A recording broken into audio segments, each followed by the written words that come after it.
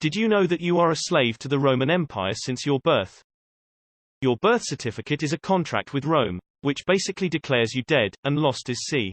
We will dig into the history of these trusts that was created back in the 13th century and has enslaved all humanity on the earth ever since. Unum Sanctum is one of the most frightening documents of history, and the most quoted as the primary document of the popes claiming the global power. In 1302 Pope Boniface issued his infamous papal bull Unum Sanctum, the first express trust. He claimed control over the whole planet, which made him king of the world. Furthermore, we declare, we proclaim, we define that it is absolutely necessary for salvation that every human creature be subject to the Roman Pontiff. Unum Sanctum, His Holiness Pope Boniface VIII, November 18, 1302. It is not only the first trust deed in history, but also the largest trust ever conceived, as it claims the whole planet and everything on it, conveyed in trust. In celebration of the trust, he commissioned a gold-plated headdress in the shape of a pinecone, with an elaborate crown at its base. The pinecone is an ancient symbol of fertility and one traditionally associated with Baal, as well as the cult of Cybele. It also represents the pineal gland in the center of our brains. Crystalline in nature, which allows us access to source, hence the 13-foot-tall pinecone in Vatican Square. Pope Boniface VIII was the first leader in history to create the concept of a trust, but the first testamentary trust, through a deed and will creating a deceased estate, was created by Pope Nicholas V in 1455, through the papal bull Romanus Pontifex. This is only one of 3 papal bulls to include the line with the incipit, for a perpetual remembrance. This bull had the effect of conveying the right of use of the land, as real property, from the express trust Unum Sanctum, to the control of the pontiff and his successors in perpetuity. Hence, all land is claimed as crown land. This first crown is represented by the first Cestui trust, created when a child is born. It deprives us of all beneficial entitlements and rights on the land. The second crown was created in 1481 with the papal bull Aeterni Regis, meaning eternal crown, by Sixtus IV, being only the second of 3 papal bulls as deeds of testamentary trusts. This papal bull created the Crown of Aragon, later known as the Crown of Spain, and is the highest sovereign and highest steward of all Roman slaves subject to the rule of the Roman pontiff.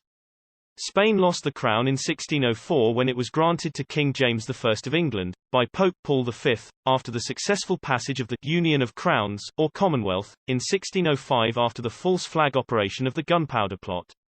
The crown was finally lost by England in 1975, when it was returned to Spain and King Carlos I, where it remains to this day. This second crown is represented by the second Cestui trust, created when a child is born, and by the sale of the birth certificate as a bond to the private central bank of the nation, depriving us of ownership of our flesh and condemning us to perpetual servitude, as a Roman person, or slave. The third crown was created in 1537 by Paul III, through the papal bull Convocation, also meant to open the Council of Trent. It is the third and final testamentary deed and will of a testamentary trust, set up for the claiming of all lost souls lost to the sea. The Venetians assisted in the creation of the first Cestui Act of 1540, to use this papal bull as the basis of ecclesiastical authority of Henry VIII. This crown was secretly granted to England in the collection and reaping of lost souls. The crown was lost in 1816, due to the deliberate bankruptcy of England, and granted to the Temple Bar, which became known as the Crown Bar, or simply the Crown. This third crown is represented by the third Cestui trust, created when a child is baptized. It is the parent's grant of the baptismal certificate, title to the soul, to the church or registrar. Thus, without legal title over one's own soul, we will be denied legal standing and will be treated as things. Cargo without souls, upon which the bar is now legally able to enforce maritime law. A Cestui trust is a fictional concept. It is a temporary testamentary trust, first created during the reign of Henry VIII of England through the Cestui Act of 1540 and updated by Charles II, through the CQV Act of 1666, wherein an estate may be affected for the benefit of a person presumed lost or abandoned at sea, and therefore assumed dead. Each Cestui trust, created since 1933, represents one of the 3 crowns representing the 3 claims of property of the Roman cult: real property, on earth, personal property, body, and ecclesiastical property, soul. Each corresponds exactly to the three forms of law available to the gala of the bar courts. 1. Corporate commercial law, where the judge are the landlord. 2. Maritime and canon law, where the judge is the banker. 3. The Talmudic law, where the judge is the priest.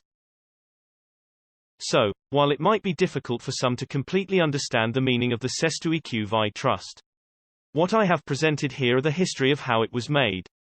I have found a video that explains how this basically works, by them creating a straw man of yourself, based on your birth certificate, which is nothing but a slave contract with the Vatican.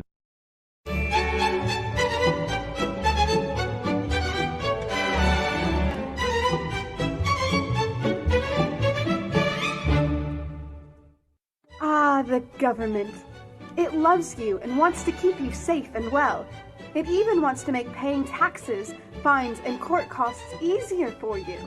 How? Well, you'll need to meet your straw man. He was born the same day you were. He looks like you, has the same name, and lives in your house, but you never knew he existed. You will have even paid his parking tickets or taxes. The worst part? He's been dead from day one. From every birth certificate, a legal personality, or legal fiction, is created with the same name to confuse little old you into thinking it's you. So, there is a human you and a paper you, or as it's commonly known, a straw man. So when it seems like government officials, court clerks, or the police are speaking English, they aren't. They're speaking legalese, designed to make you agree to verbal and written contracts without even knowing about it, all spun from Black's Law Dictionary. For example, when the police say, "Do you understand?" you'll say, "Yes." What they are really saying is, "Do you stand under our authority?" Oops-a-daisy, you just created a verbal contract with them. Oh, you clever government. Did you know that whenever you register something, you are handing over title to the person you register it with? That's right. Whenever you register something with the government, they assume it belongs to them. Registered your car? Super! Now you are the registered keeper of your vehicle, and the government can crush it when you don't pay your, straw man's taxes. Expecting a new bundle of joy? Well then you need to register your little darling with a birth certificate. Then they can start the process all over again and create a new straw man for your little one. Isn't that great? So when Junior grows up, he'll be able to generate revenue just like you have. When you notify on your baby by signing the birth certificate, your child becomes a ward of state, and if the government doesn't like what you're doing, they'll assume it's okay to take the child away, or make new rules for things they don't like. Not enough school? Smacking your child? Shouting too loudly? Then it's off to social services for the little one. When you get a bill, it's sent to you, but belongs to your straw man, not you. That's why bills, fines, and summons start with Mr., Mrs., or Ms. Sometimes you'll see your surname in capitals, just like on a gravestone. That's because your straw man is dead, and just a silly piece of paper, created before you could comprehend or even consent to it.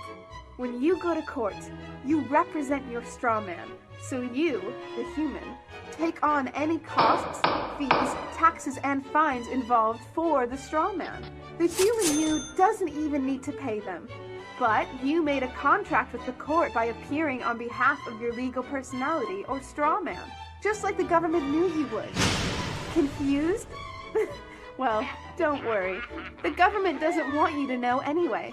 If you knew, you'd stop paying things like council tax and parking tickets.